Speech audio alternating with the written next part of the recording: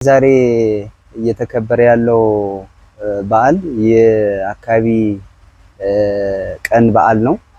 በተለይ ከዚህ ጋር በተያያዘ በዓለም አቀፍ ደረጃም ለአካባቢ ብክለት እና ደህንነትም ጭምር ልዩ ትኩረት ተሰጥቶ እየተሰራ ያለበት ሁኔታ ነው ያለው።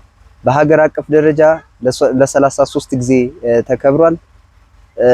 በክልል ደረጃው በ29 ጊዜ ተከብሯል። በወረዳ ደረጃ ለ12ኛ ጊዜ እየተከበረ ያለ በዓል ነው።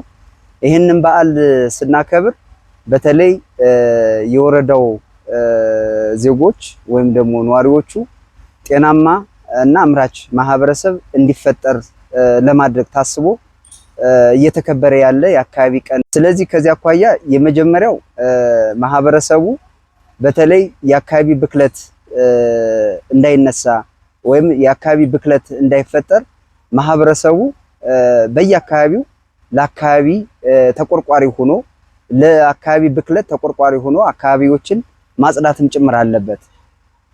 ቆሻሻዎች ሲኖሩ ቆሻሻዎችን የሚያስወግድበት ምቹ ሁኔታ የሚያስቀምጥበት ምቹ ሁኔታም ጭምር መፈጠር መቻል አለበት። ስለዚህ ከዚህ አኳያ እንደምናያቸው እንደምናስተውላቸው አልፎ አልፎ የሚጎድሉ ነገሮች አሉ።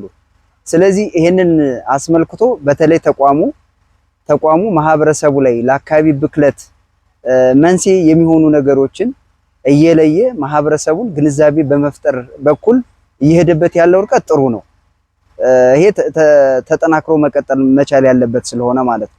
ስለዚህ ከዚህ አኳያ ምንድነው በአንድ ቀን በአንድ ጀንበር የሚመጣ ለውጥ ስላልሆነ ስለዚህ የግንዛቤ ፈጠራው በየጊዜው በድግግሞሽ እና ማህበረሰቡን መሰረት ያደረገ የለየ ማህበራዊ መሰረትን አድርጎ የለየ የግንዛቤ ፈጠራ ስራም ጭምር መፈጠር መቻል አለበት።